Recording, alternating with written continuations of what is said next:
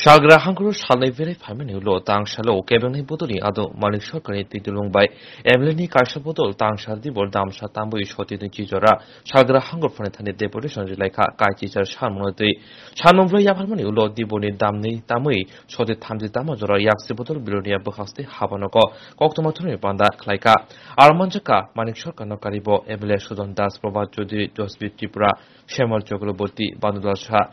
Yakshiboduli, Shagra Hangori Tampang Basu de Potundar, Nokari Kubuni Adonra, Koktomatuni Padawa Kevin Buduli, Ado, Mani Shorkar, Nankumuni, Kok Shawai Kanarika, Shalmon, Mantai Romoti, the Hapangli, Chang Botaronti. তাতে এই জেলায় 98টি গ্রাম panchayat 70টি village committee অর্থাৎ Tripura tribal areas autonomous district কাউন্সিলের মধ্যে পড়ছে এগুলো cover করেছে 8টা block এই 3টা মহকুমা আর 3টা লোকাল সেলফ গভর্নমেন্ট 3টা আরবান বডিজ একটা সাবন একটা শান্তিবাজার এবং আরেকটা হচ্ছে বিলুনি সামগ্রিক আলোচনার সময় আমরা দেখেছি 600 মানুষ এসেছে আমরা ভাবতে পারিনি এভাবে আমাদের প্রতিনিধিরা মানুষের কাছ থেকে তাদের নিজ নিজ জায়গায় সমস্যাগুলো জানতে চান এবং তাদের হয়ে কিছু করার জন্য উদ্যোগ দিতে চান বিধানসভার বাইরে তাতে উৎসাহিত হয়ে এভাবে তারা জড়ো হবেন এটা আমাদের অনেকটা ভাবনার বাইরেই ছিল এবং এতে তারা যে বিষয়গুলো তুলেছেন সেগুলিকে ভিত্তি করে আমরা একটা স্মারকলিপি তৈরি করি এবং এই স্মারকলিপি ডিস্ট্রিক্ট ম্যাজিস্ট্রেটের হাতে আমরা তুলে দিই আমাদের ত্রিপুরা বিধানসভার ভারতের কমিউনিস্ট মার্ক্সবাদী যে পরিষদীয় দল তার 6 জন বিধায়ক এবং একজন প্রাক্তন বিধায়ক 7 জন তাদের মধ্যে আছেন ভানুলাল সাহা সুধন দাস যশবীর ত্রিপুরা প্রভাত চৌধুরী শ্যামল চক্রবর্তী বাসুদেব মজুমদার আমরা একটা 20 থেকে 25 নাগাদ দক্ষিণ জেলার ম্যাজিস্ট্রেটের সাথে ডেপুটেশনে মিলিত হয়েছি এর আগে গতকালকে এই ডেলিগেশনটি সাবরুমে একটি সভায় মিলিত হয়েছিলেন পরবর্তী সময়ে শান্তিবাজারে একটা সভায় মিলিত হয়েছিলেন এবং আজকে বিলুনিয়াতে একটি সভায় মিলিত হয়েছে এই সভাগুলোতে যারা এসেছিলেন তারা হচ্ছেন সেই মহকুমার মধ্যে যে ব্লকগুলো আছে এবং আরবান লোকাল সেলফ গভর্নমেন্ট আছে তাতে যারা বসবাস করেন এলাকার সমস্যা জানবেন এই সমস্যাগুলো সমাধানের জন্য সময় সময় প্রশাসনের দৃষ্টি আকর্ষণ করার চেষ্টা করেছেন এখনো করছেন অথচ সমাধান হচ্ছে না এরকম যে ব্যক্তিগত নারী পুরুষ নির্বিশেষে তারা উপস্থিত হয়েছে একবারে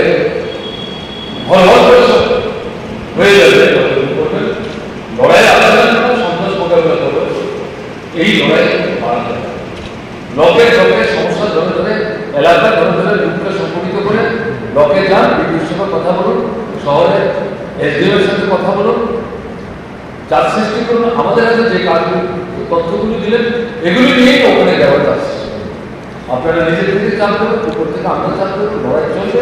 এর মধ্য দিয়ে তার লড়াই করতে হবে, লড়াই করা বিকল্প নয়।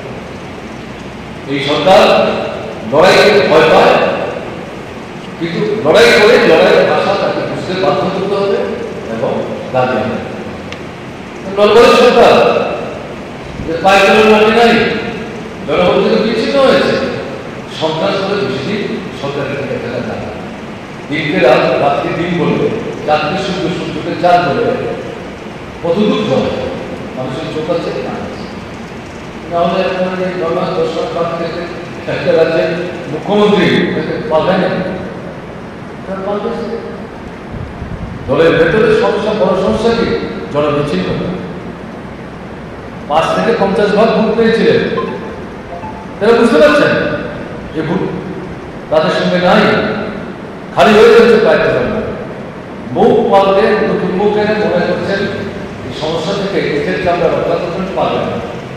যে ভদ্রলোককে পড়া হলো, তিনি তো আগে মুখ্যমন্ত্রীর নেতৃত্বে যে সরকার চলেছে, যে দল চালাতো উত্তর ত্রিপুরা প্রদেশ কমিটির সভাপতি ছিলেন, এখনো সভাপতি, তিনি মুখ্যমন্ত্রী রয়েছে।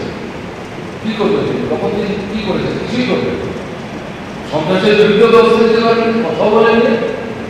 জনবিরোধী যে একটা করে অর্থনৈতিক পদক্ষেপ এবং এই যে অনাহার মৃত্যু সংখ্যার কাজদারি করবে, লুট করছে, দুর্নীতি সরকার সমর্থন করে গেছে, কোনো কথা হচ্ছে না।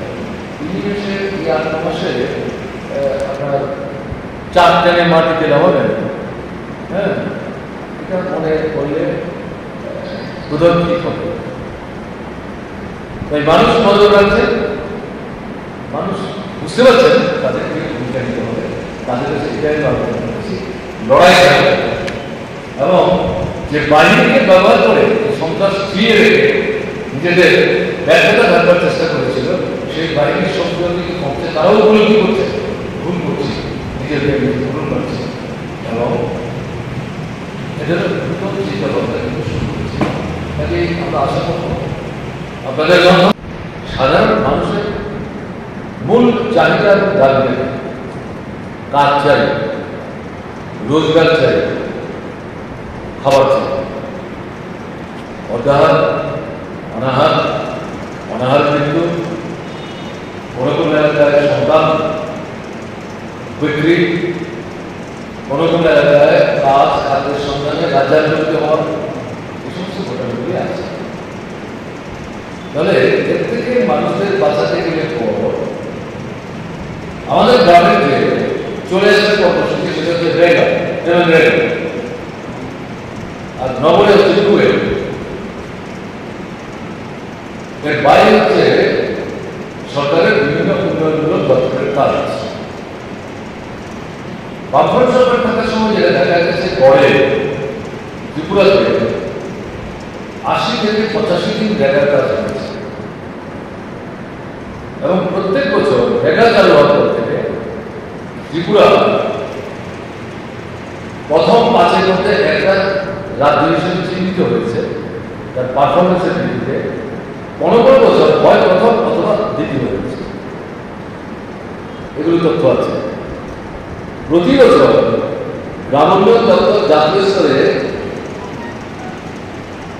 এই ব্লক ইত্যাদি কাজের মধ্য দিয়ে যারা সাফল্যের স্বাক্ষর